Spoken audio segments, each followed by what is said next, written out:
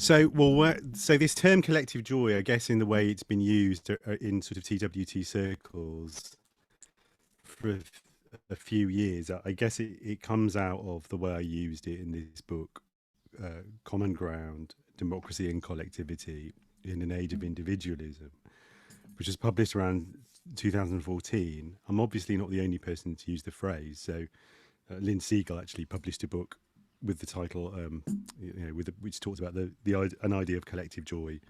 Since then, Barbara Ehrenreich, famous American sociologist, published a book a few years ago about using the term.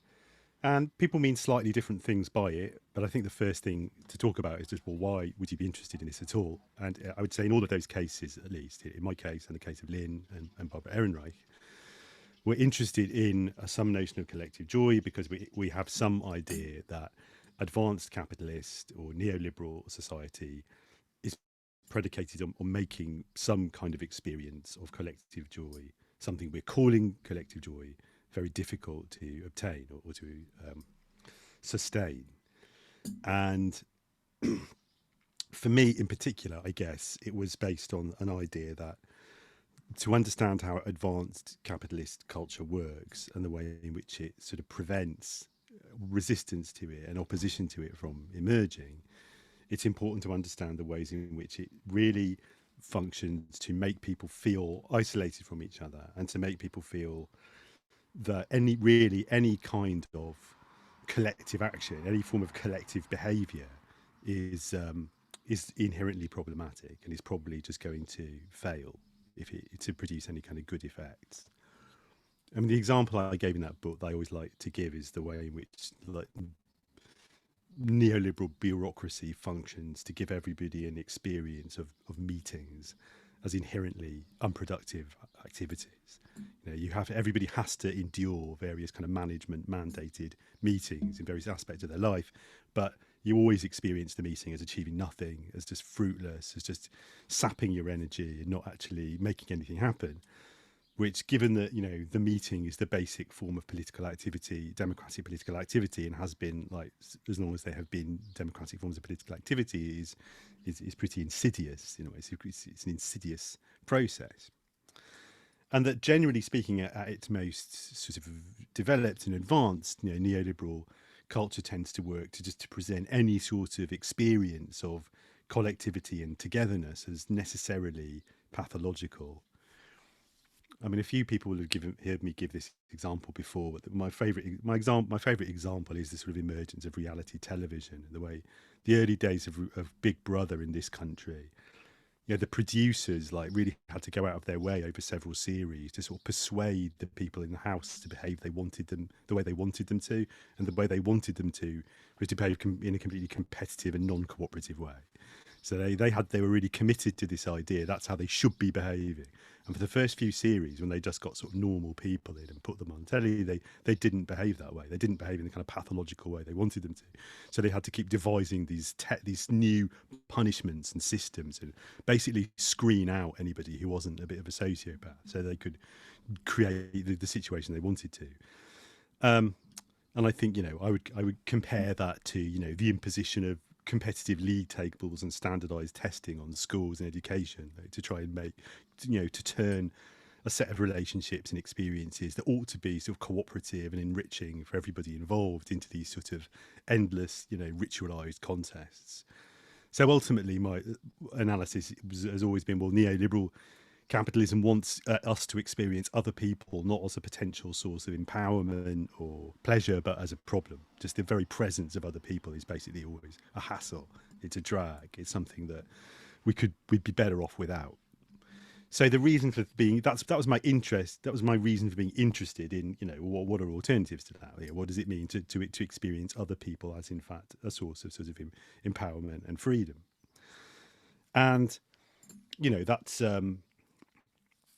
And it's partly that proceeds from an observation I've made many times, which is capitalist culture continually tries to tell us that freedom is something we can only experience privately, whereas in fact the only forms of experience that we do experience completely privately are just sort of meaningless. It doesn't mean any. It's meaningless to to be a sort of to be a genuinely free individual, completely independent of other people. What can you do under those circumstances? You can't eat anything, you can't drink anything. I mean, all those things are produced by groups of other people.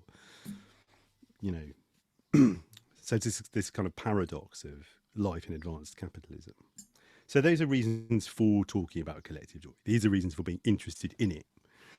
Now, this term, though, the specific term like collective joy is the way I use it is really it is sort of a technical term. And so the thing I would say is, I mean, it's understandably, and especially understandably, given I personally spend a lot of time organising dance parties. Often when I will use the phrase collective joy, or when I use it, or people who are quoting me use it, they assume that what I mean is like the ecstatic, being ecstatically, pleasure, in a state of ecstatic pleasure around other people, like in a crowd.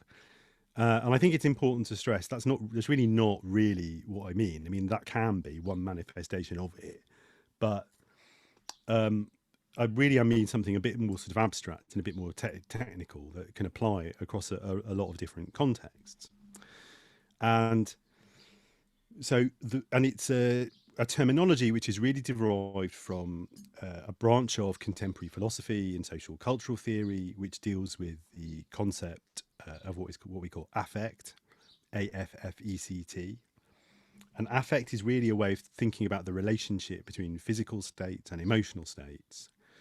But in particular, the particular current of kind of thinking about affect, this thinking comes out of is really derived. It's derived partly from strands of Marxist philosophy, but it's also derived from the thinking of the 17th century Dutch philosopher Baruch Spinoza. And Spinoza is a really important point of reference for radical thinkers over the past few decades, especially in Italy and France.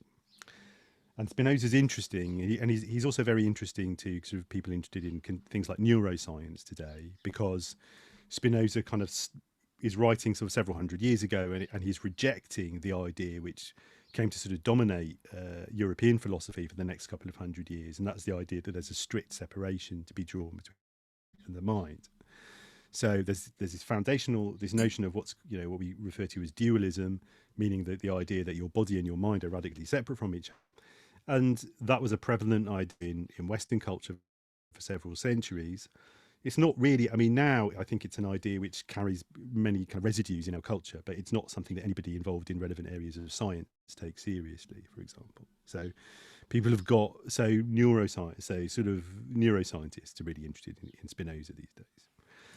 And from a political point of view, the reason why affect is the Spinozan concept of affect is so interesting is because it's a way of thinking about emotions, psychological states, pleasure and pain. And it's a way of thinking about it which is always tied up with thinking about power and power relationships.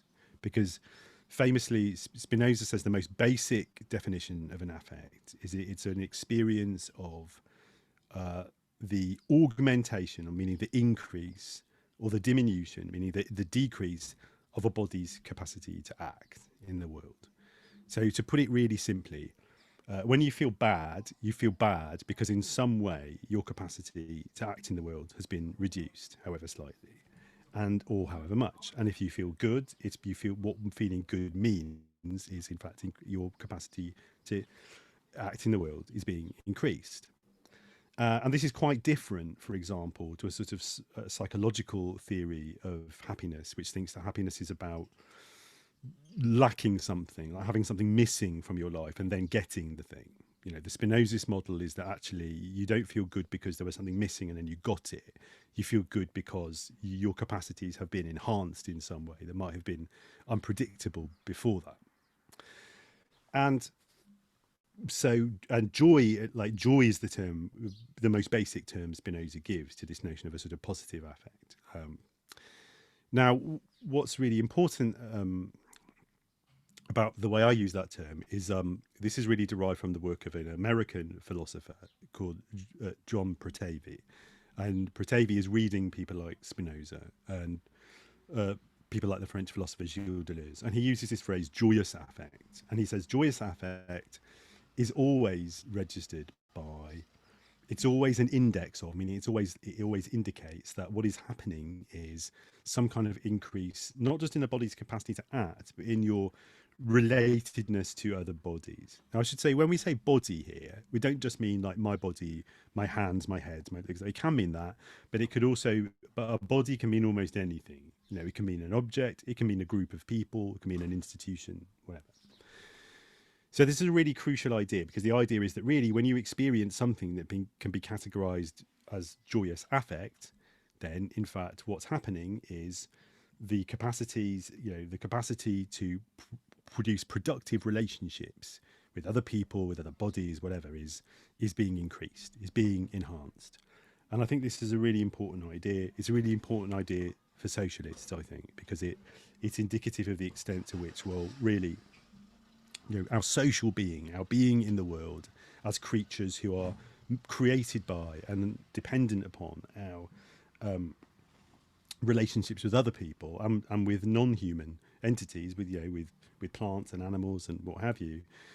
All of this has to be understood as really the source of all our potential power in the world, rather than as the source of something we want to get away from. We want to, you know, you might say that the ultimate capitalist fantasy is to become completely independent. You know, it's to go off into space in your rocket and to be completely non-dependent upon all other humans and all other, you know, all other forms of life. And, you know, the socialist alternative to that is to recognise that what we think of as, what capitalists think of as dependence, in fact, isn't dependence. It's just being in the world, and it's being able to do things with other people.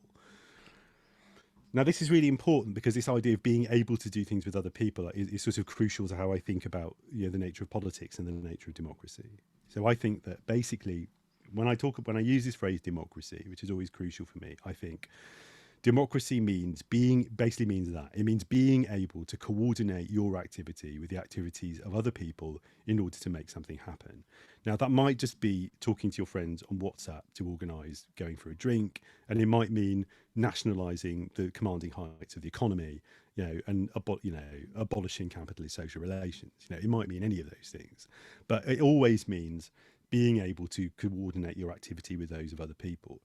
And I think it's a key feature for people living in sort of advanced capitalist cultures, you know, in societies like ours today, that people feel a huge amount of frustration at their inability to do that.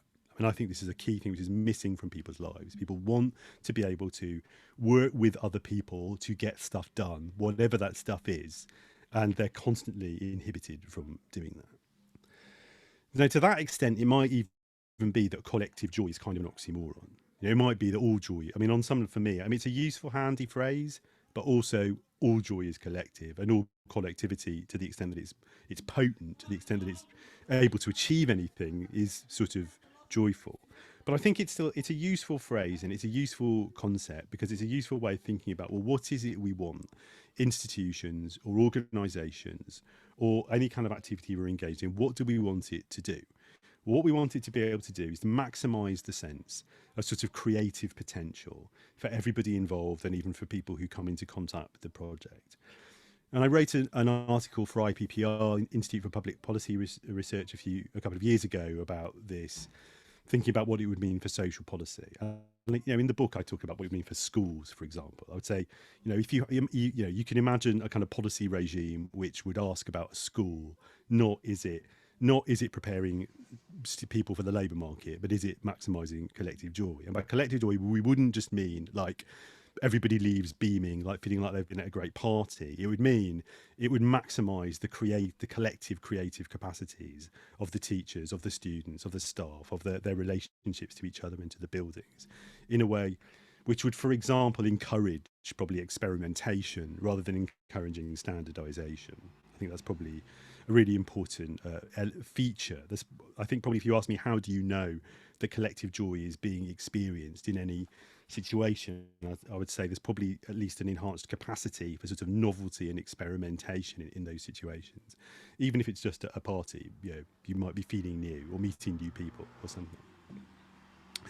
So I think also for me, collective joy is also related quite importantly to the concept of solidarity, because I think solidarity is obviously a crucial concept for the left, and I think it's important, it's crucial from my point of view, not to understand solidarity in terms of some notion of, for example, self-sacrifice, but right, because I think the experience of solidarity is precisely the experience of recognizing, not that you have a moral duty to some other group of people or to some other person, but that you and that other person or group of people have shared interests. That in fact, by helping them, you will be helping yourself. By helping yourself, you will be helping them. That you can't do those things separately. And that is always, I'm going to say, to some extent, a recognisably a sort of joyful experience. There's always a kind of joyous dimension to that experience, and that's partly why that's quite a different way of conceptualising sort of social relation, the way political and social relations, from one which understands the way to manage social relations as to sort of measure them according to some moral standard. And I think that's a useful way of thinking about it. Now, thinking about this like specifically in relation to TWT, well, I think these ideas have obviously been really important within TWT since its formation. And I think TWT has played a really specific role in the sort of emergent ecology of the left, like since over the past 5 years, because of its attention to these sets of issues. So TWT has really played an important role in facilitating, I would say facilitating the emergence of what I call in my own technical language, sort of potent collectivities, groups of people who feel that they are able, by doing stuff together, they are able to kind of increase their capacities and increase the capacities of others around them. I think this is both in the way TWT has organised itself and also in the stuff that it's done.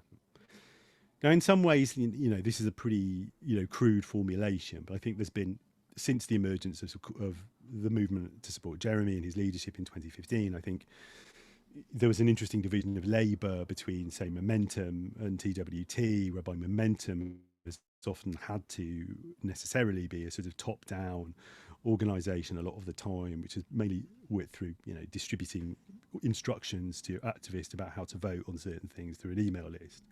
And TWT has taken on a quite different role, I think a complementary role, not an antagonistic one, but a complementary role of creating situations which enabled sort of activists to, to sort of empower themselves to become more, responsible for their own activism, and also to be more capable of engaging in various kinds of political action. Now, I think that is really important. But I think one reason TWT has been so successful at doing that, actually, and sort of, I think it's a useful way of thinking about the, this notion of collective joy. Is that, I would say, if you think of collective joy in this sort of banal sense that I keep saying people shouldn't just think of it as, then you might think, well, there's going to be more collective joy if you just have a festival, if you just have a party, if you don't kind of taint it with any kind of interaction with bureaucratic institutions or with the tedium of things like Labour Party internal politics. And what I would say in relation to that is I think that's not right at all. And I think actually my experience with TWT is it has had a certain quality. The experience of being involved has had a certain quality, but also it has had observable political effects for particular groups of people, which are quite different from other kind of projects I participated in or observed or been involved with, I mean, really for decades, all of which would have been more at a distance from sort of formal Labour Party politics.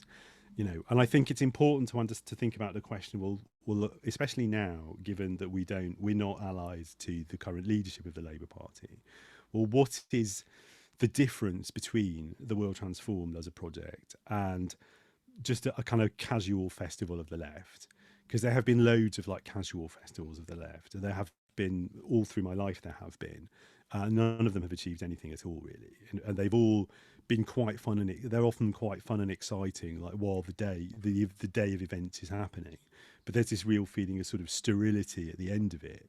And there's a kind of feeling, there's a come down at the end of the party, after your fantastic conference, because nobody knows where to go. No, there's nothing, it's not plugged in, this particular machine is not plugged into any bigger machine which is capable of doing anything.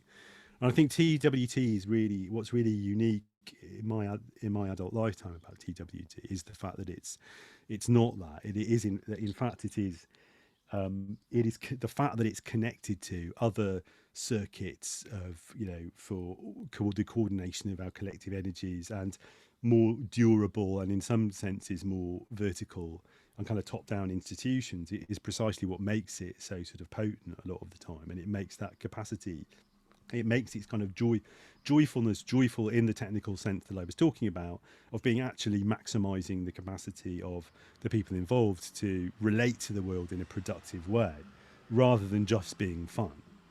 And I think that is really important. And I think it's going to be probably quite important this year that TWT, the annual festival, is still happening alongside conference. Despite the fact that the leadership of the party aren't going to want us there this year, because I think in that sense, to some extent, I think it's really important, partly because it's important to make a kind of radically democratic politics, which I think TWT manifests, for that to be making demands upon sort of mainstream politics, for that to be not giving up on the hope of of influencing it and challenging it. I also think that, there's a whole, I think TWT exemplifies a set of tendencies which certainly could, and a set of ways of organising around political education and political self-education, which really ought to be central to the work of the party as a whole. I think the TWT serves a really important role as a sort of ideal model of what TWT, of what, the kind of thing the Labour Party has so drastically failed to do for the past few decades. And, compared to other comparable left parties, even sort of centre left parties around the world, it really does fail to do any of that stuff. And I think so. I think that is still quite important for TWT, and I think it is still quite important that it maintains that relationship because, because I think, as I said, because it's a sort of example, because I think it's also really striking. I think this is the last thing I'll say. One thing that's really striking actually is that the right have never really been able to lay a glove on TWT. They've gone after momentum, they kind of attacked momentum, but even when they've sent the Guardian and other in the Observer, and even the Daily Mail and places like that, they've sent journos down every year to TWT to try with the brief of attacking it, exposing it, and they've always come away. I mean, I know this from personal experience. They come away really impressed, unable to bring themselves to sort of slag it off, and